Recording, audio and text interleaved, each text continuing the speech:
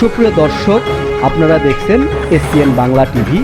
দেখুন ও সাবস্ক্রাইব করুন SPN Bangla TV, দেশ ও মানুষের কথা বলে। তিনি তাৎক্ষণিক তাকে মাননীয় না বলার জন্য অনুরোধ করেছিলেন, এটা আপনারা হয়তো শোক করে দেখেছেন। স্যার আমার সব দিকের শ্রদ্ধাভাজন গুরুজন, অসংখ্য স্টেজে আমি একজন নগণ্য মানুষ, আজকের প্রধান অতিথির ডাইনে বায়ে বসার, দুটি কথা বলার অনেক সুযোগ আমি জীবনে পেয়েছি এবং শ্রদ্ধাভাজন প্রয়াত প্রধান বিচারপতি সৈয়দ মাহবুব মোর্শেদ সাহেবের জীবন ও কর্মের উপরে অনেক অনুষ্ঠান ইনশাল্লাহ আমরা অতীতে করেছি, আজকেও সেই ধারাবাহিকতা বজায় রেখেছি।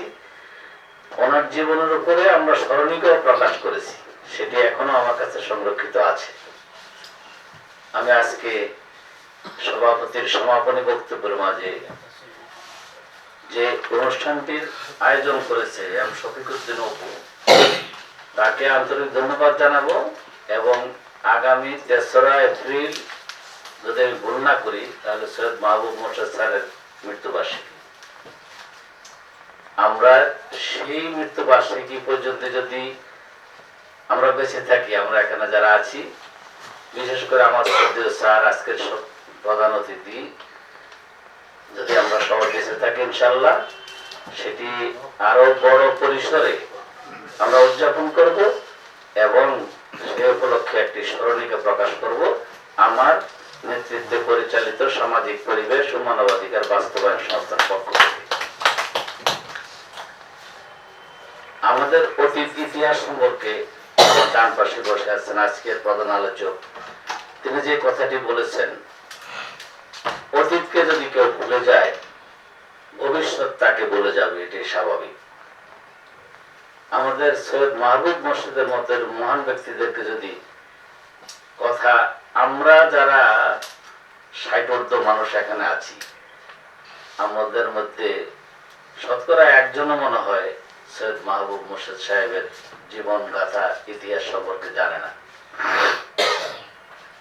কিন্তু সকলের বক্তৃতার মধ্যে একটি বিষয় আসছে যে এটি যদি আমাদের পরবর্তী প্রজন্ম যারা আসছে তাদের জানার জন্য যদি সেগুলো পাঠ্যপুস্তকে লিপিবদ্ধ করা থাকতো, তাহলে আরো এরকম নতুন মাহবুব মোর্শেদের জন্ম হতো বা তাদের জীবন নিয়ে আমাদের পরবর্তী প্রজন্ম যারা আছে, সন্তানেরা যারা আছে, আগামী দিনের ভবিষ্যৎ যারা আছে, তাদেরকে এই বিষয়গুলি অবহিত করার জন্য পাঠ্যপুস্তকে এই বিষয়টি নিয়ে আসার দাবি আজকে এখান থেকে জানাচ্ছি।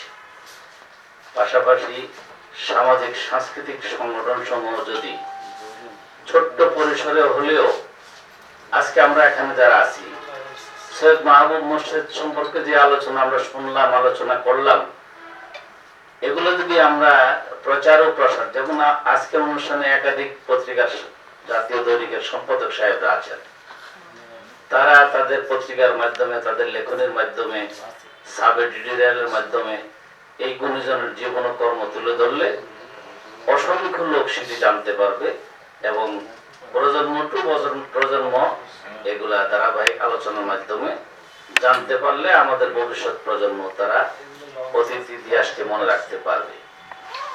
আমার এই ছোট্ট পরিসরের আয়োজনে সৈয়দ মাহবুব মোর্শেদ সাহেবের উত্তরসূরি আমার স্যার সৈয়দ মাহবুব মোর্শেদ স্যার অত্যন্ত কষ্ট করে এই ঢাকা শহর ফাঁড়ি দিয়ে ট্রাফিক জ্যাম উপেক্ষা করে এখানে এসে অনুষ্ঠানটাকে সাফল্যমণ্ডিত করেছেন, সার্থকও করেছেন। এই জন্য স্যারের প্রতি একটা স্পেশালি কৃতজ্ঞতা জ্ঞাপন করছি। আমি স্যারের দীর্ঘায়ু কামনা করছি এবং প্রয়াত সৈয়দ মাহবুব মোর্শেদ সাহেবের রুহের মাগফিরাত কামনা করছি। আসুন আমরা যারা এখন বিভিন্ন সামাজিক সাংস্কৃতিক সংগঠনের দায়িত্বে আছি, তাদের পক্ষ থেকে, তাদের উদ্যোগে এই ধরনের মহামানব যারা ছিল তাদের জীবনকর্ম প্রচার ও প্রসারের জন্য মনোনিবেশ করি। এই আহ্বান জানিয়ে অনুষ্ঠানের যদি কোনো ব্যর্থতা থাকে সেই ব্যর্থতার গ্লানি দায় সভাপতি হিসেবে আমার কাঁধে নিয়ে যদি কোনো সফলতা থাকে তার সাফল্যটুকু সকলের মাঝে সমাহারে বন্টন করে দিয়ে আমার বক্তব্য শেষ করছি। আসসালামু আলাইকুম ওয়া রাহমাতুল্লাহি ওয়া বারাকাতুহু।